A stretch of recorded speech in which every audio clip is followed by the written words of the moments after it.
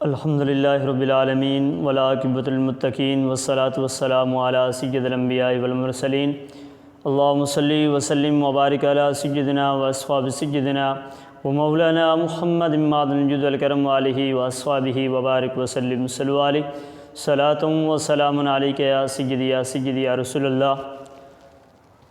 ایک مرتبہ دوبارہ ڈیجیٹل اسلامک نیٹ ورک کے تمام ممبران کا میں شکریہ ادا کرتا ہوں۔ رب تعالیٰ تمام کو برکتیں عطا فرمائے۔ سامعین محترم،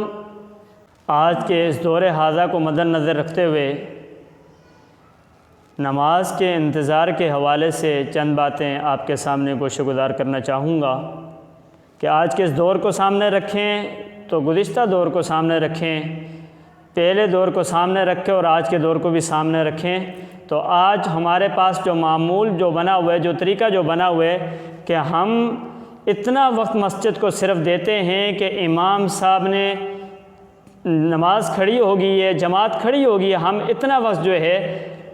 مسجد کو دیتے ہیں، صرف اور صرف اتنے وقت کے لیے آتے ہیں کہ نماز امام صاحب جو ہیں وہ مصلی پر چلا جائیں تو جماعت شروع ہو جائے، پھر ہم مسجد میں داخل ہو جائیں گے، اور بھلے ہماری ایک رکعت دو رکعتیں ہماری رہ جاتی ہوں، امام کے ساتھ ہم ادا نہیں کر سکتے۔ اس کے بعد جب امام صاحب نے سلام پھیر دیا، جماعت ختم ہوگی، اس کے بعد ہمیں اپنی منزلیں نظر آتی ہیں، اپنے راستے نظر آتے ہیں، ہم مسجد میں نہیں بیٹھتے۔ رسول پاک صلی اللہ تعالیٰ علیہ وسلم کا فرمان ہے، نبی علیہ السلام نے ارشاد فرمایا، تم جتنی دیر مسجد میں بیٹھو گے نمازی میں ہو، اس وقت تک جس وقت تک تم بے وضو نہیں ہوگے، اس وقت تک نمازی میں ہو۔ مگر ہم دیکھیں کہ ہمارا مسجد میں بیٹھنا بھی حضور علیہ السلام کے فرمان کو دیکھیں کہ حضور علیہ السلام نے ارشاد فرمایا کہ اس وقت بھی تم مسجد میں بیٹھے ہو نا اور نمازی میں ہو، نمازی کی حالت میں ہو، نماز میں ہو، مگر ہم تو سمجھتے ہیں کہ ہم مسجد میں آئیں گے اور ہم نے جماعت کے ساتھ نماز ادا کی، پھر ہم اٹھ کے چلا گئے۔ اور ایک اور حدیث مبارکہ ہے، حضرت ابو ہریرہ رضی اللہ تعالیٰ عنہ فرماتے ہیں، نبی علیہ السلام نے ارشاد فرمایا کہ قیامت کے دن اللہ تبارک و تعالیٰ کا سایہ رحمت 7 لوگوں پر ہوگا، اور اللہ تبارک و تعالیٰ کے سایہ رحمت کے علاوہ اس دن کوئی اور سایہ نہیں ہوگا، اور اس میں سے ایک شخص وہ ہے، ان 7 میں سے ایک شخص وہ ہے جس کا دل جو ہے وہ مسجد میں لگا رہتا ہے، جس کا جو دل ہے وہ مسجد میں لگا رہتا ہے۔ مگر ہم حضور علیہ السلام کے فرمان کو دیکھیں، پھر اپنے گربان کے اندر جھانک کر دیکھیں تو ہمارا کیا کردار ہے، ہمارا کیا طریقہ ہے۔ حضرت ابو سعید خدری رضی اللہ تعالیٰ عنہ فرماتے ہیں، آقا دو جہاں صلی اللہ تعالیٰ علیہ وسلم نے ارشاد فرمایا، کیا میں تمہیں ایسی چیز نہ بتاؤں جس سے اللہ تبارک و تعالیٰ گناہوں کو دور کر دیتا ہے اور نیکیوں میں رب ذوالجلال اضافہ فرما دیتا ہے، نیکیوں میں رب ذوالجلال اضافہ فرما دیتا ہے۔ عرض کی جی ہاں یا رسول اللہ صلی اللہ تعالیٰ علیہ وسلم، وہ کون سا عمل ہے؟ آقا دو جہاں صلی اللہ تعالیٰ علیہ وسلم نے ارشاد فرمایا، جس نے کامل وضو کیا اور پھر گھر سے نکلا،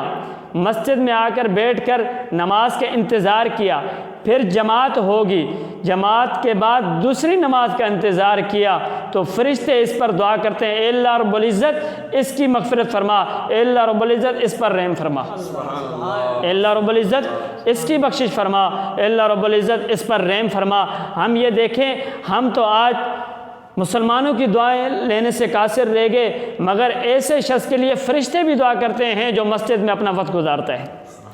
ایسے شخص کے لیے فرشتے بھی دعا کرتے ہیں کہ جو اپنا وقت جو ہے مسجد میں گزارتا ہے۔ مگر ہم دیکھیں کہ ہمارا وقت آج ہم کہاں چلا گئے۔ ہمارا ایک پرانا معمول ہے کہ آج جو پرانے جو بزرگ ہوتے ہیں، جو لوگ ہوتے ہیں، وہ کوئی بندہ مسجد میں بیٹھ کر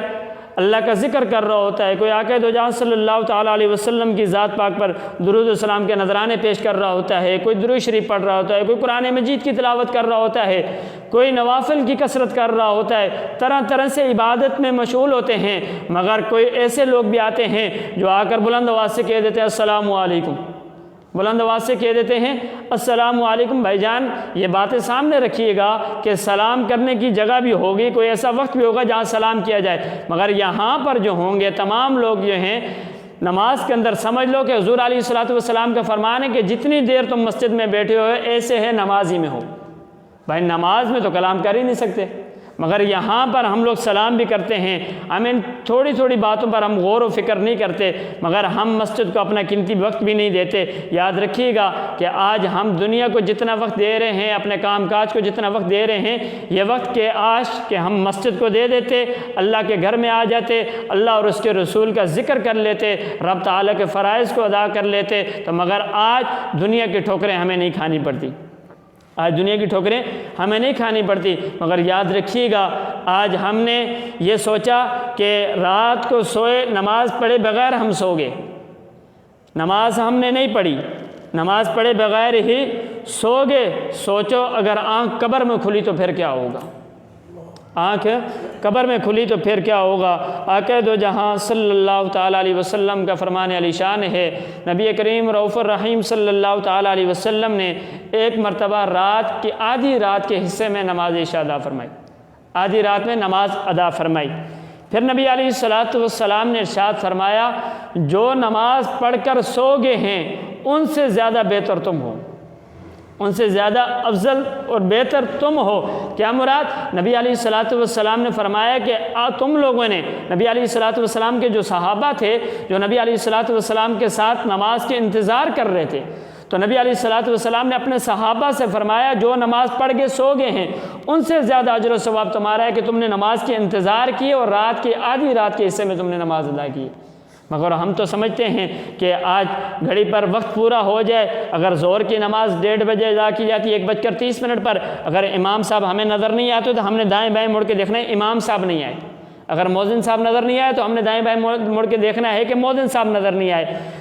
ناظرین خود بھی ذرا غور و فکر کیجئے گا کہ آج ہم جتنا وقت اپنی اولاد کو دیتے ہیں، اپنے گھر بار کو دیتے ہیں، اپنے کاروبار کے دیتے ہیں، کیا ہم اللہ کے گھر کو اتنا وقت دیتے ہیں یا نہیں؟ یا اس کا چوتھائی حصہ بھی کیا ہم اللہ کے گھر کو دے سکتے ہیں یا نہیں؟ مگر ہمارا آج کے اس معاشرے کے اندر یہ یاد رکھیے گا، ایسے لوگ مسجد میں موجود ہیں، ایسے لوگ ہیں جن کو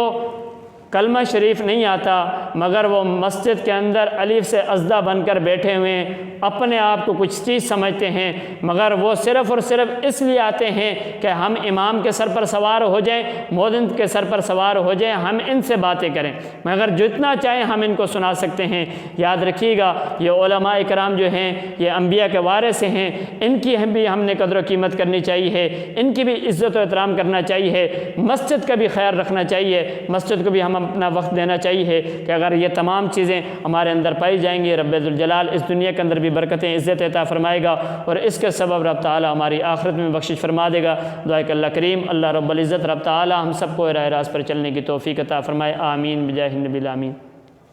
صحیح ہوگی؟ کوئی پٹک مٹک مار دی، پٹنگ ماری؟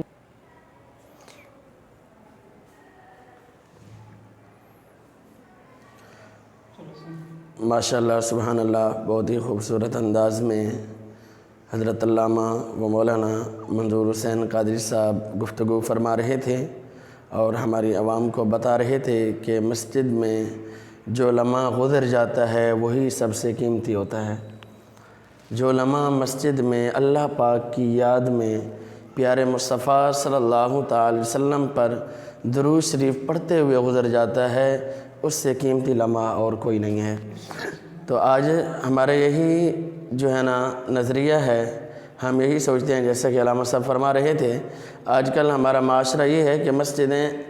نماز تک ویران پڑی ہوتی ہیں، خالی پڑی ہوتی ہیں۔ ہماری عوام اس چیز کا انتظار کرتی ہے کہ امام صاحب اللہ اکبر کہیں، ہم بھاگتے ہوئے دوڑتے ہوئے جو ہے نا کبھی کسی کو ہاتھ مارا کبھی کسی کو ہاتھ مارا، ہم جا کر فوراً جا کے نماز میں کھڑے ہو جائیں۔ تو یاد رکھیں ایسا نہیں کرنا چاہیے، بلکہ نماز کے لیے جاتے ہوئے بھی احتیاط سے جانا چاہیے، بھاگ دوڑ بھی نہیں کرنی چاہیے۔